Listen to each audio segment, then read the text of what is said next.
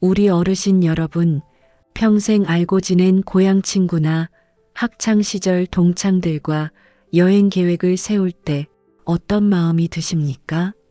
몇 달 전부터 달력에 동그라미를 크게 쳐놓고 새로 입고 갈 옷도 고르고 단체 채팅방에서 맛집 링크를 주고받으며 밤잠을 설치지는 않으셨나요?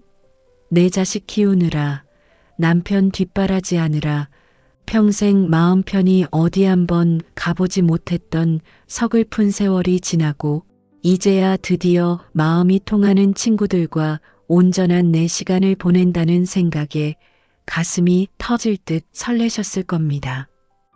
오랜만에 만난 친구들과 밤새 수다를 떨며 젊은 날의 추억을 나누는 상상만으로도 마치 18살 여고 시절로 돌아간 것처럼 얼굴에 붉은 생기가 도셨을 줄로 압니다. 이번 여행 가서는 내가 총무도 도맡아 하고 맛있는 것도 많이 사야지. 내가 조금 더 수고하고 베풀면 친구들도 내 진심을 알아주고 다들 행복한 추억을 만들 수 있을 거야.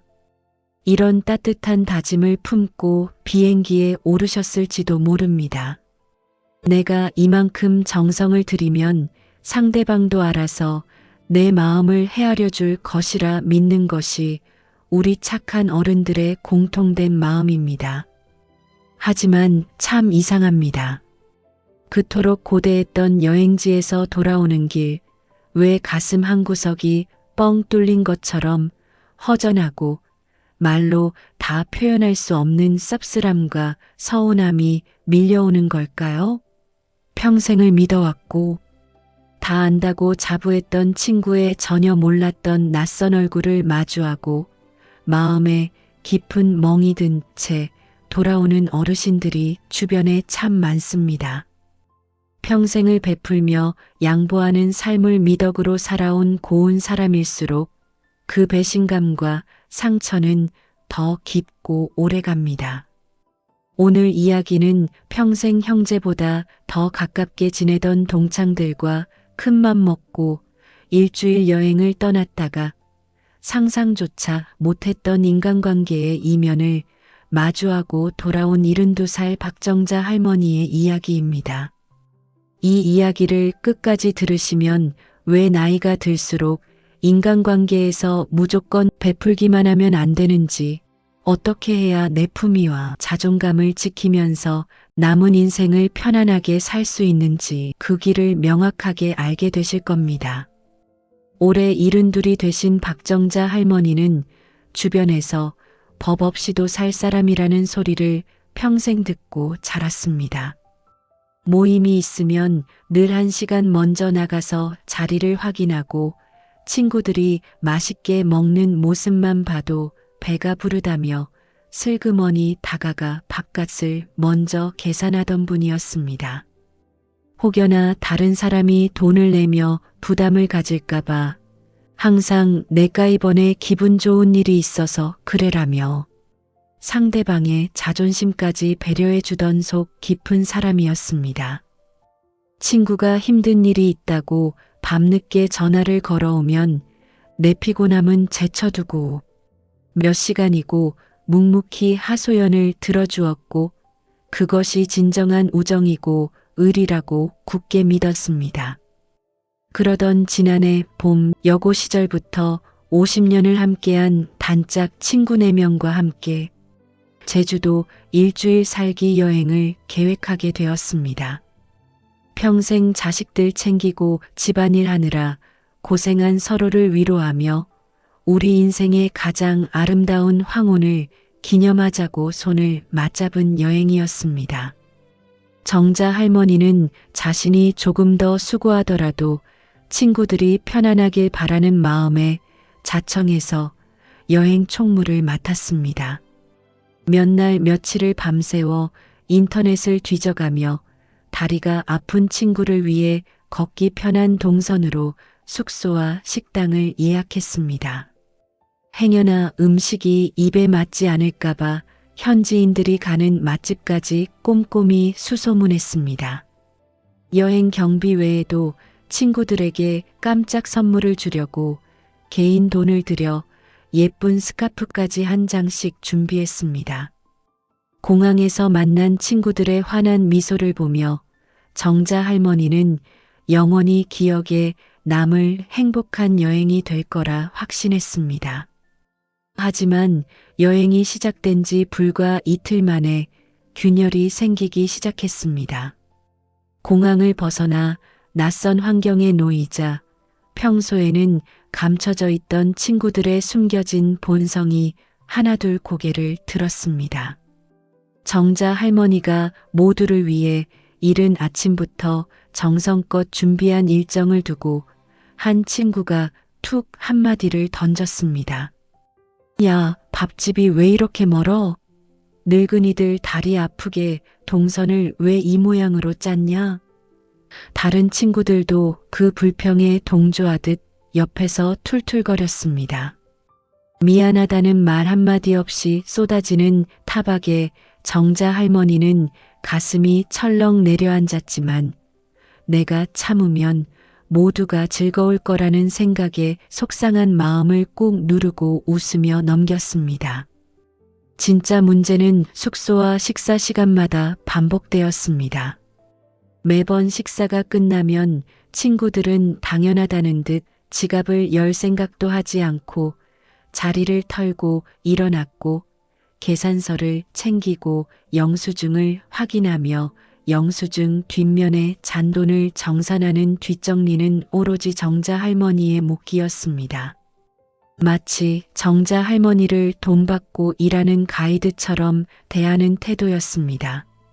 운전을 도맡아 한 친구에게 정자 할머니가 고마운 마음에 개인 돈으로 커피와 디저트를 대접했을 때도 그 친구는 고맙다는 인사 대신 이 집 커피는 너무 쓰다. 딴 데로 갈 걸 그랬다. 넌 왜 이런 데를 골랐냐며 불평을 늘어놓았습니다.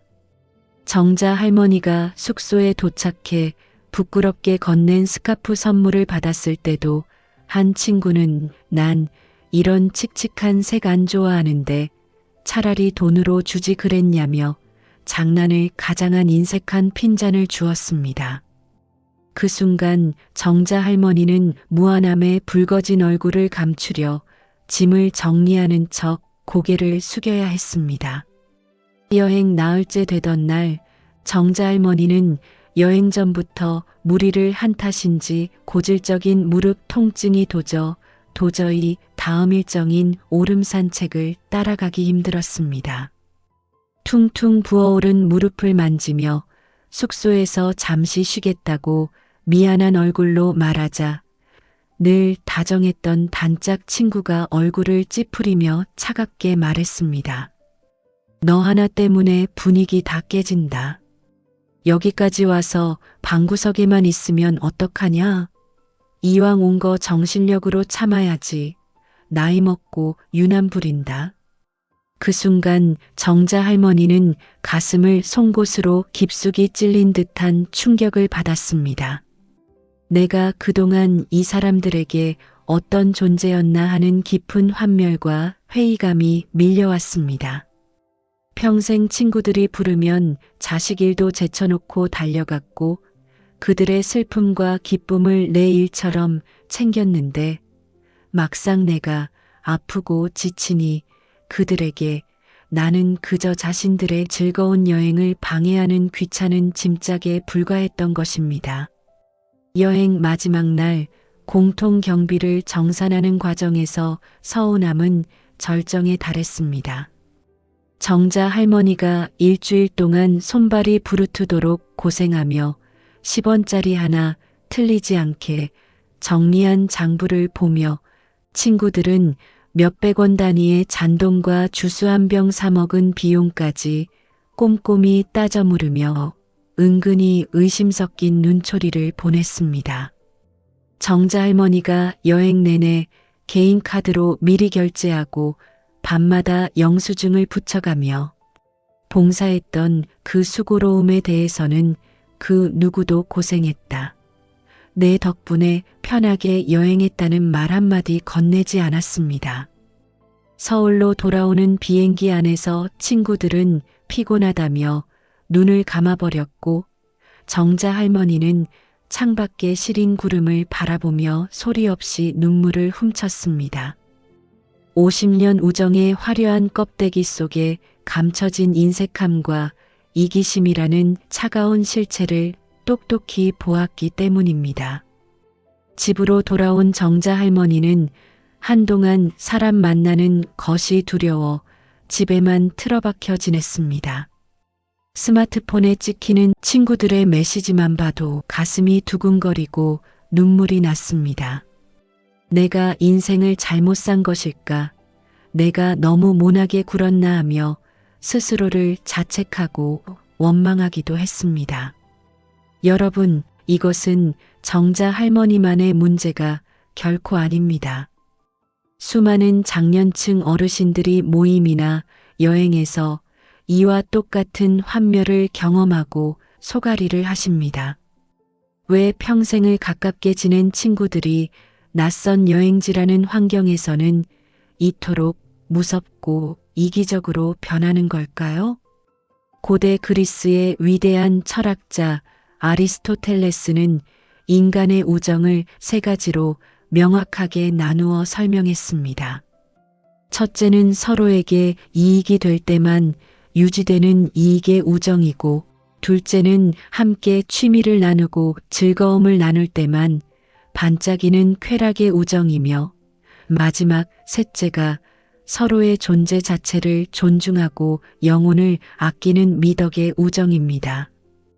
우리가 친구라고 믿었던 수많은 관계는 냉정하게 말해 대부분 쾌락의 우정이거나 이익의 우정인 경우가 많습니다. 동네에서 일주일에 한두 번 만나 밥을 먹고 커피를 마시며 웃고 떠들 때는 아무런 문제가 없어 보입니다. 왜냐하면 갈등이 생기기 전에 헤어지기 때문입니다. 게다가 내가 항상 베풀고 양보하니 상대방 입장에서는 나를 참 좋은 친구, 편한 친구라 부르며 칭찬합니다. 하지만 24시간을 밀착해서 함께 먹고 자며 생활해야 하는 여행지라는 한정된 공간에 들어가면 가면이 벗겨지고 서로가 가진 이기심의 바닥이 고스란히 드러나게 됩니다. 내가 우물을 파서 끊임없이 맑은 물을 퍼줄 때는 형제처럼 살갑게 굴던 사람들이 내가 지쳐서 물 퍼주기를 잠시 멈추거나 나도 목이 마르다고 신호를 보내는 순간 가차없이 차가운 낯빛을 보이는 이유가 바로 여기에 있습니다. 상대방은 내 영혼과 인품을 사랑한 것이 아니라 내가 주는 일방적인 편안함과 이익을 사랑했기 때문입니다. 철학자 쇼펜하우어는 인간관계에 대해 아주 냉철하고도 뼈아픈 경고를 남겼습니다. 인간은 누구나 결국 자기 자신만을 가장 사랑한다. 타인에게 과도한 기대를 품는 것은 스스로 불행을 자초하는 길이다. 우리는 나이가 들수록 자식들도 품을 떠나고 세상이 적적해지기 때문에 친구에게 더 많이 마음을 의지하려 합니다. 그리고 내가 이만큼 베풀면 상대방도 나를 귀하게 여겨주겠지라는 무의식적인 기대를 품게 됩니다. 하지만 타인은 결코 내 마음과 같지 않습니다. 내가 10만 원짜리 밥을 사면 상대방은 5만 원짜리 밥을 사는 것조차 아까워 핑계를 대는 것이 냉정한 인간의 본성입니다. 내가 양보한 것을 고마워하기는커녕 저 사람은 원래 저런 거 좋아하는 사람이라며 내 희생을 가볍게 치부해버립니다.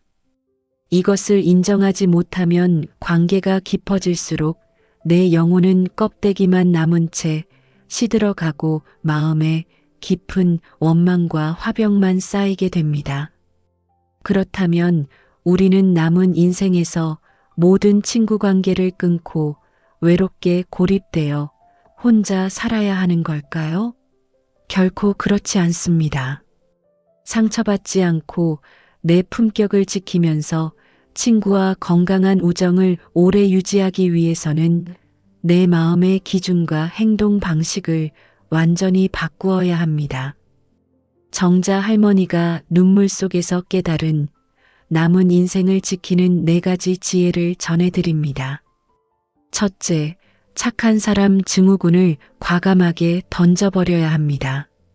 나이가 들수록 싫은 것은 싫다고, 내 몸이 힘든 것은 힘들다고 당당하게 말할 수 있는 거절의 기술이 필요합니다. 내가 안 하면 모임이 깨질까봐, 친구들이 나를 이기적인 사람이라 생각할까봐 두려워하며 억지로 수고를 도맡거나 비용을 더 부담하지 마십시오.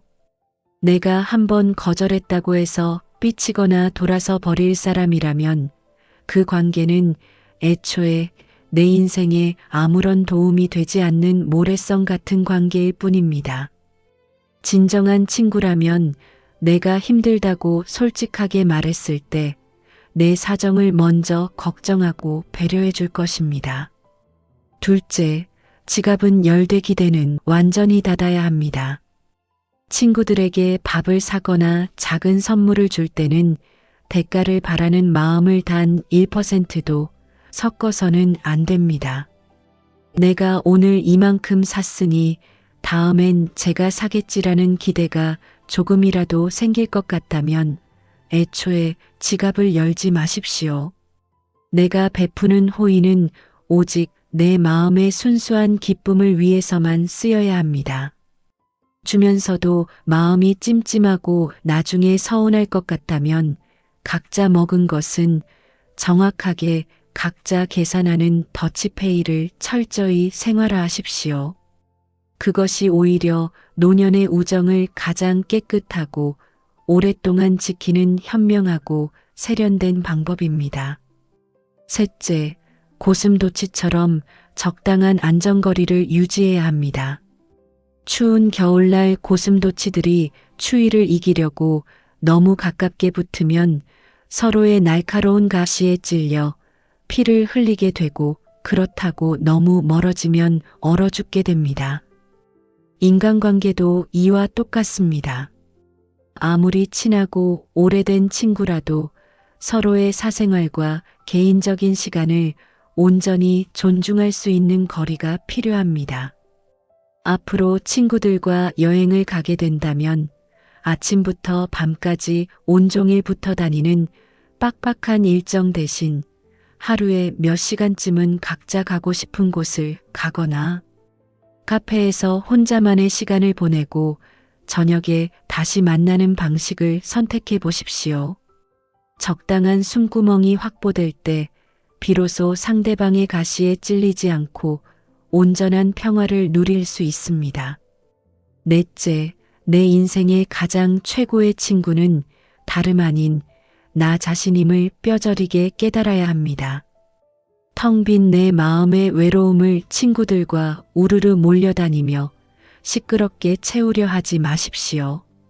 타인이 주는 인정과 칭찬에 목마를수록 내 삶은 타인의 태도에 따라 천국과 지옥을 오가며 더욱 비참해집니다.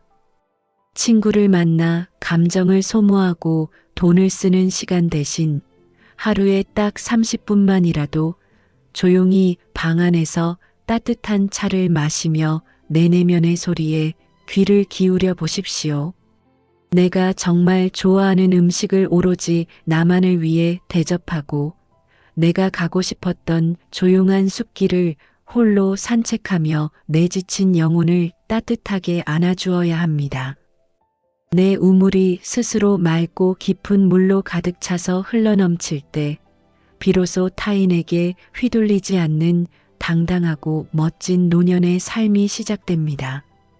여러분, 정자 할머니는 여행에서 돌아와 마음을 추스른 후 아주 큰 결단을 내렸습니다. 평생을 도맡아 하던 동창 모임의 총무 자리에서 내려왔고 친구들이 무리한 요구나 불평을 할 때면 이제 내 몸과 마음이 예전 같지 않아서 맞춰주기 어렵다며 부드럽지만 단호하게 선을 긋기 시작했습니다. 처음에는 친구들이 갑자기 변했다며 서운해하고 뒤에서 수군거리기도 했습니다. 늘 다 받아주던 사람이 거절을 하니 낯설었겠지요. 하지만 정자 할머니가 중심을 잡고 흔들리지 않자 얼마 지나지 않아 참으로 신기한 일이 벌어졌습니다. 친구들이 정자 할머니를 만만하게 대하던 태도를 싹 바꾸고 함부로 대할 수 없는 품격 있는 어른으로 존중하기 시작한 것입니다. 이제는 친구들이 먼저 정자 할머니의 눈치를 보며 안부를 묻고 밥값도 정확하게 나누어 내기 시작했습니다. 내가 나를 귀하게 여기니 남들도 나를 귀하게 대접하기 시작한 것입니다. 우리는 참으로 위대한 세월을 살아왔습니다. 전쟁의 폐허 속에서 맨손으로 가정을 일구고 자식들을 훌륭하게 키워내느라 내 몸과 마음이 닳아 없어지는 줄도 모르고 희생해 왔습니다. 그렇게 평생을 남을 위해 지치도록 헌신하며 살아왔는데 이제 남은 황혼의 여정마저 친구들의 비위를 맞추고 눈치를 보며 상처받는 일로 채울 수는 없지 않겠습니까? 이제는 남들의 기준에 맞추느라 생겼던 죄책감을 모두 내려놓고 세상에서 가장 소중한 나 자신을 가장 먼저 보살피십시오. 내가 건강하고 내 마음이 풍요로워야 주변 사람들과의 관계도 비로소 건강하게 피어납니다. 평생 남을 위해 지치고 소모되었던 그 소중한 에너지를 이제는 나를 사랑하고 아끼는 기쁨으로 온전히 채우시길 바랍니다. 완벽하게 살지 못했어도 훗날 내 인생의 마지막 장을 돌아보았을 때 나는 나를 참 많이 아끼고 사랑하며 당당하게 살았다고 잔잔한 미소를 지을 수 있다면 그것이 바로 가장 성공한 인생이자 진짜 지혜로운 어른의 길입니다. 오늘 준비한 이야기는 여기까지입니다. 평생 믿었던 관계에서 남모르게 상처받았던 어르신들의 마음이 이 영상을 통해 조금이나마 치유되고 단단해지셨기를 진심으로 바랍니다. 오늘 이야기가 마음에 작은 울림을 주었다면 영상 아래 구독과 좋아요를 꼭 눌러주십시오. 어르신들의 따뜻한 응원 한마디가 더 좋은 이야기를 만드는 가장 큰 힘이 됩니다. 주변의 인간관계로 밤잠을 설치며 마음앓이를 하고 계신 소중한 분들이 있다면 이 영상을 함께 나누어 주셔도 좋습니다. 오늘도 끝까지 귀 기울여 주셔서 마음 깊이 감사드립니다. 다음 시간에 더 깊은 지혜와 따뜻한 이야기로 찾아뵙겠습니다. 오늘도 남을 챙기기보다 나를 가장 많이 사랑하는 행복하고 당당한 하루 보내십시오. 감사합니다.